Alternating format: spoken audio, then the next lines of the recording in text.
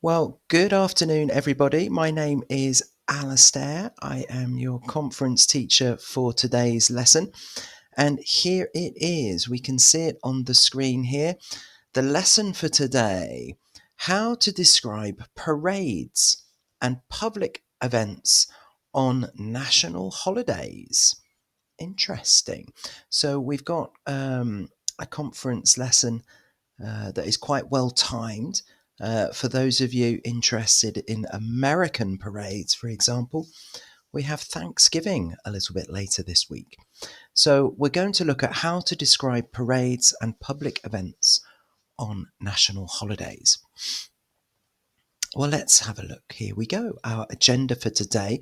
Number 1, setting the scene, atmosphere and context. Number 2, describing people, groups and movements. Number 3, visual elements, floats, costumes and symbols. Number 4, sounds, reactions and overall impressions. So the main objective of our conference today is to look at English language to help describe these events. We're going to try and look at some quite rich descriptive language today to help us do that. So please have a pen and notebook ready to take note of any of those new vocabulary words and expressions. So the first part, setting the scene, atmosphere and context. We're going to think now about the essence or the spirit of parades as collective rituals for people. So parades turn public spaces into vibrant rituals where sounds, colours and emotions converge. Describing them requires noticing atmosphere, tradition, public behaviour, and the cultural heartbeat guiding each movement.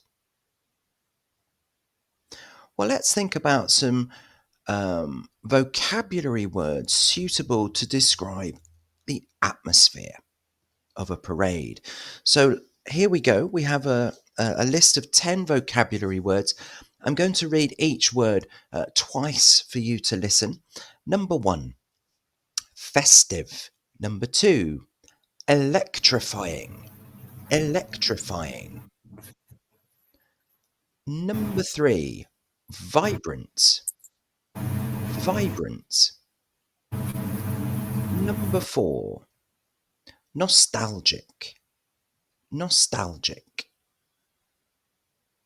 Sorry, that was number 5. Number 4, patriotic. Patriotic. Number 5, nostalgic. Number 6, joyful. Joyful. Number 7, emotional. Emotional. Number 8, symbolic. Symbolic. Number 9, dynamic. Dynamic. And the last one, number 10, historic. Historic. Some great vocabulary words to help us describe the atmosphere of a parade. Let's have a listen to some real examples. Number 1. The morning felt patriotic with veterans preparing quietly. The morning felt patriotic with veterans preparing quietly. Number 2. The atmosphere became vibrant as children waved flags. The atmosphere became vibrant as children waved flags. Number 3. A truly patriotic mood surrounded families dressed in national colours. a truly patriotic mood surrounded families dressed in national colours. Well, let's think about how to add clear cultural context. To do this, we can describe purpose and relevance. Let's have a listen to these examples. This parade celebrates the country's independence. This parade celebrates the country's independence. Or people gather to honour historic figures whose actions shaped national identity.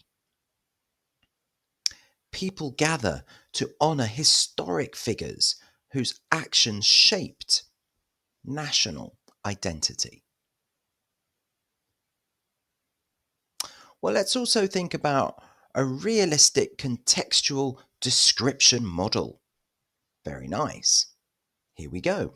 Every year before sunrise, neighbours fill the streets. Flags appear on balconies and local music echoes through plazas. The parade represents unity, remembrance, and shared cultural pride.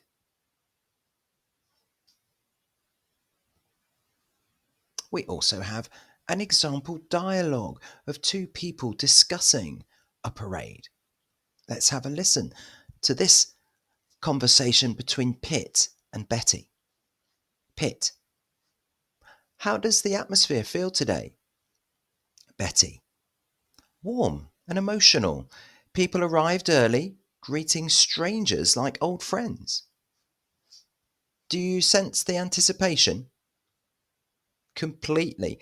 The entire avenue hums with communal excitement. The streets are really full, right? Absolutely. I've never seen it like this. I'm waiting for everything to begin. Okay, so this dialogue, it seems to be at the beginning of a parade, perhaps even before it begins, and they are discussing the feeling of anticipation.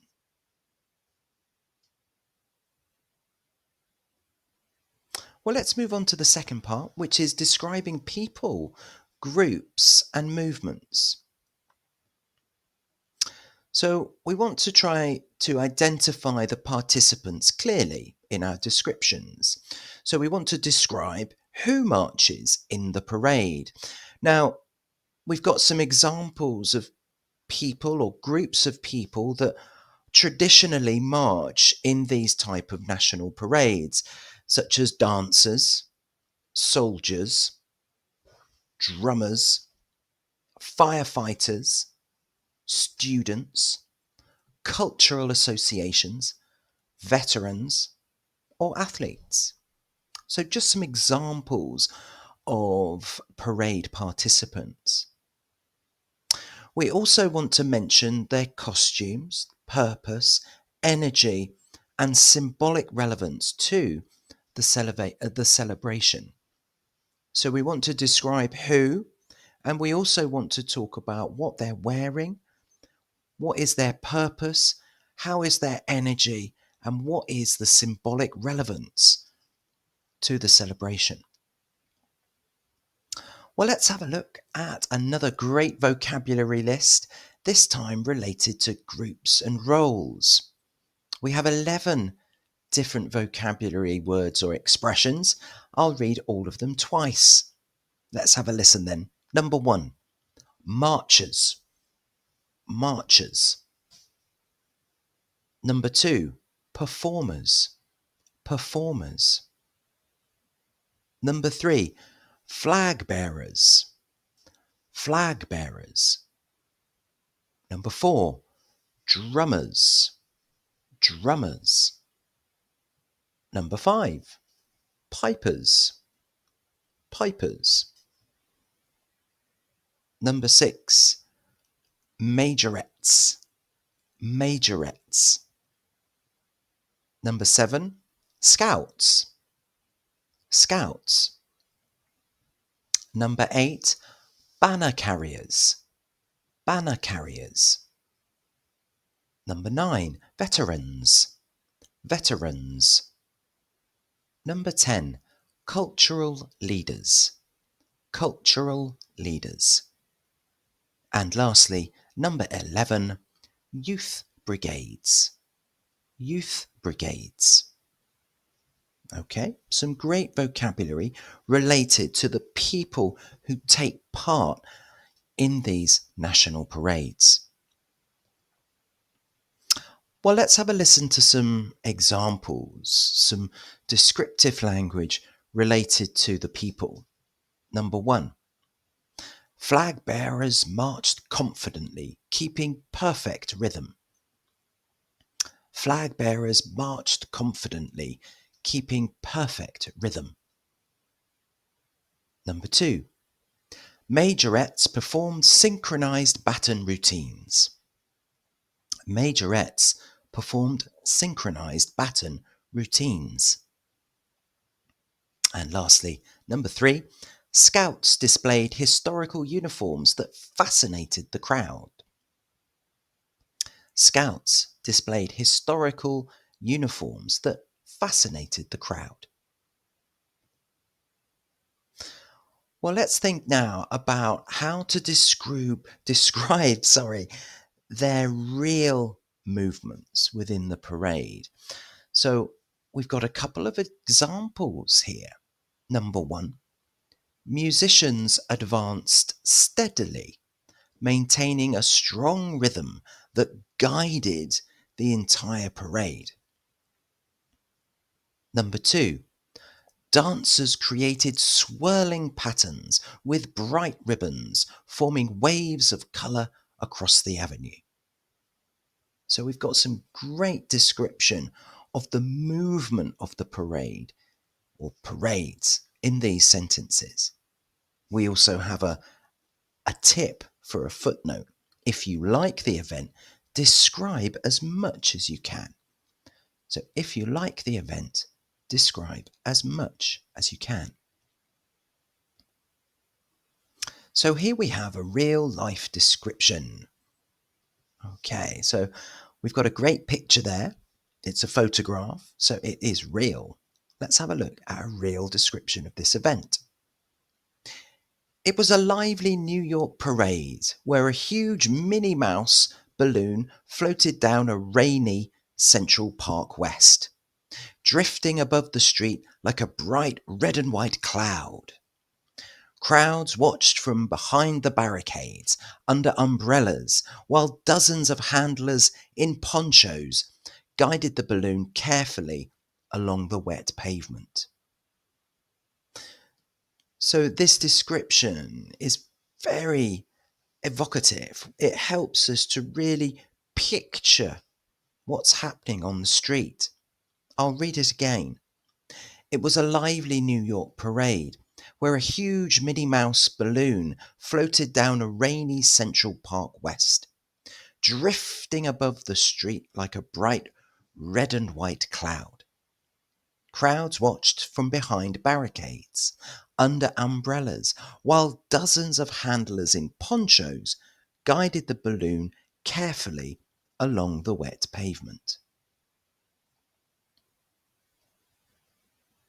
Okay, very nice. Now, let's move along to the next part of our conference today, which is to help describe the visual elements, the floats, the costumes, and the symbols of the parade. Okay, now we're going to take a pause before that. So before we continue with the conference, do you like parades and carnivals?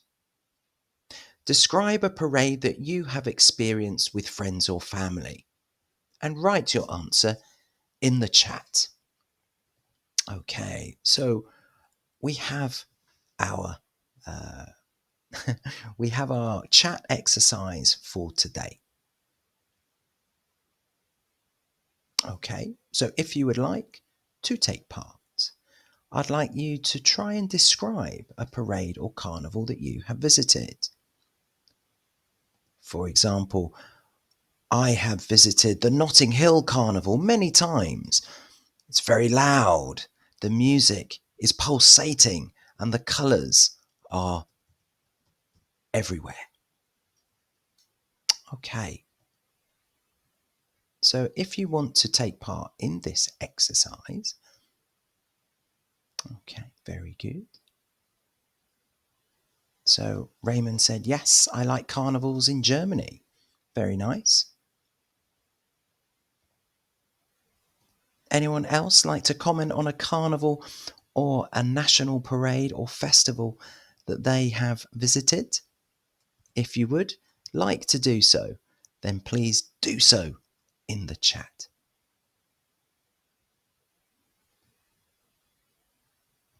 Okay, so I prefer traditional parades, absolutely. Okay, Isabel says, I like military parades on the 14th of July. Of course, the Bastille Day in France. Absolutely. Okay, very nice. Now, I live in Lisbon, and there is a fantastic parade here in the month of June. It's called the Sant Antonio. It's almost feels like a carnival. It's fantastic, and it's great for the whole family. I would certainly recommend it if anyone ever comes to Portugal. Okay, well, we're going to continue. Let's have a look at the next part of our lesson today. We do have one more addition to the chat. I participated in the carnival at Dunkirk, north of France. Every year when I was young. Okay, fantastic. Okay, it's a very important carnival. Absolutely. Okay, thank you very much. Okay, so how can we describe some of these physical details, the floats, the colours, the symbols? So floats often blend history, mythology, and art. When talking about them, describe size, structure, colours, lighting, characters, and movement. So there's lots to describe on floats. We can also mention symbolic meaning if clearly represented.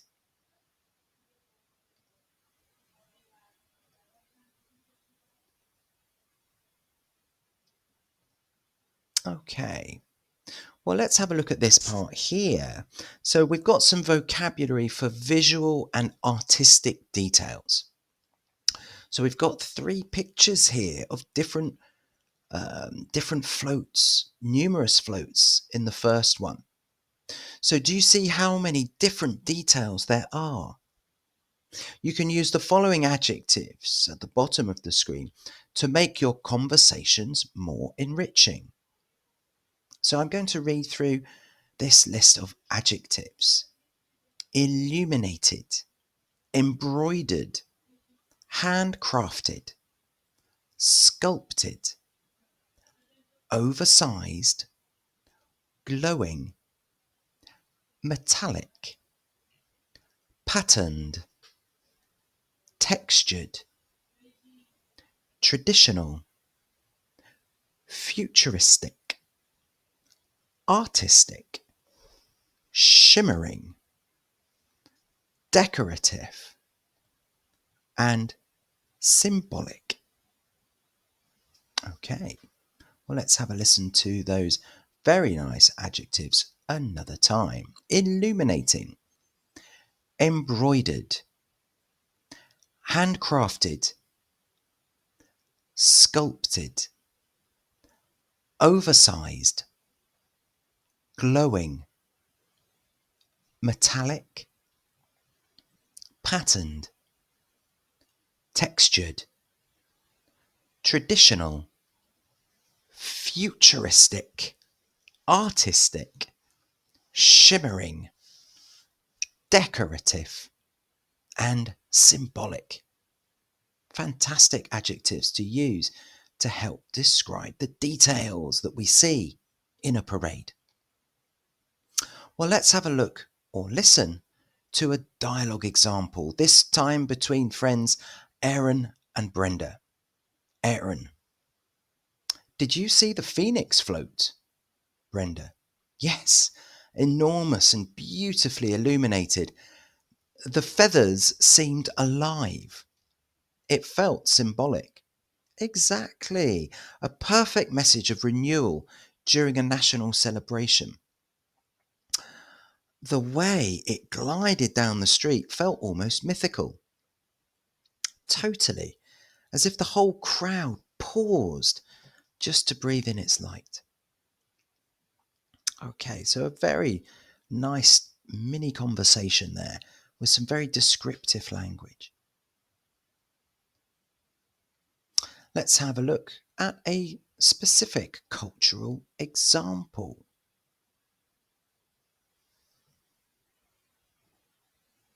Okay, so Dia de Muertos in Mexico, Day of the Dead.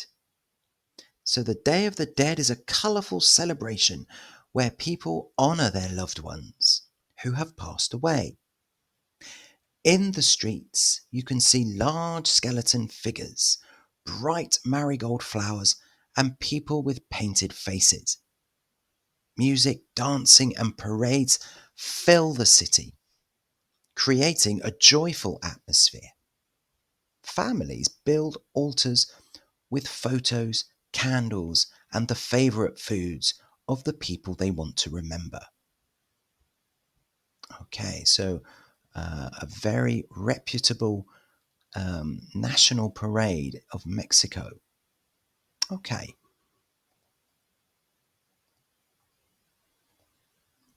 Well, let's have a think about some tips for stronger visual descriptions. Number 1, compare shapes or colours to nature, architecture, or familiar objects.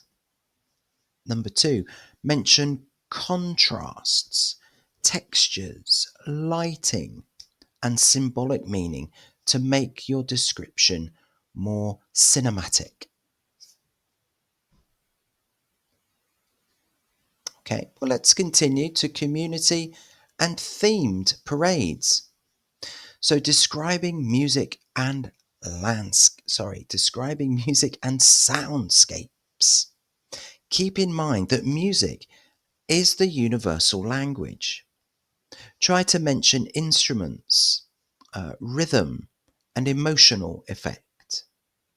For example, trumpets created a bright melody that energized everyone along the street. Music is a great icebreaker. Okay, absolutely. So please keep in mind that music is the universal language. Let's have a think about some vocabulary for public reactions to the parades. So I've got a list of 12 vocabulary words this time. I will read through each twice, so have a listen to these. Number 1, cheer. Cheer. Number 2, applaud. Applaud. Number 3, chant. Chant. Number 4, shout. Shout. Number 5, laugh. Laugh. Number 6, grin. Grin.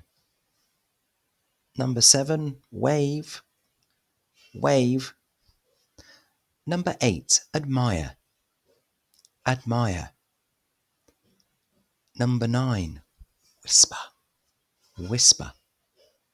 Number 10, gasp. Gasp.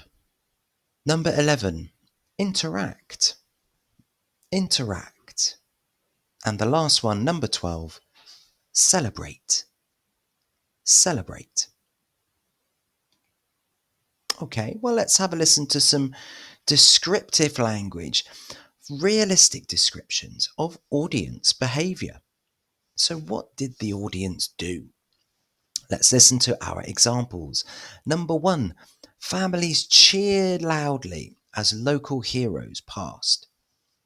Families cheered loudly as local heroes passed. Number 2. Children laughed when colourful confetti covered the sidewalk. Children laughed when colourful confetti covered the sidewalk. Number 3. People gasped when a giant float released clouds of coloured smoke. People gasped when a giant float released clouds of coloured smoke. Okay, well, let's now have a look at a description about how these events conclude. So we've got an example here. The parade ended with fireworks illuminating the skyline. People clapped, hugged, and took photos, carrying home a renewed sense of cultural pride and gratitude. A very nice example of the conclusion to an event. Find the words to make it as special as it was. Okay, well, we've got some tips. Here is a top tip for describing reactions clearly. Observe the changes in volume, emotional expressions, sudden shifts, or meaningful silences. These elements transform your narration or description from static into storytelling. A top tip. Okay, guys, well, we are close to the end of our conference lesson for today related to national parades, cultural events. So, in conclusion, describing parades means capturing movement, symbolism, and collective emotion. When atmosphere, visuals, people, and reactions blend in your narration, you build living stories. These events show that culture marches forward, slowly, proudly, beautifully, toward a shared future. That's a lovely sentiment. Okay, guys, well, thank you ever so much for your participation and your attendance today. On behalf of everybody at Cercle de Langue, I'd like to thank you all for watching. On my behalf, of course, I would like to thank you again for your attendance as well. But that is it for today. The conference has finished. I will be back here next Monday. I hope you are able to join me then. In the meantime, have a great week, everybody.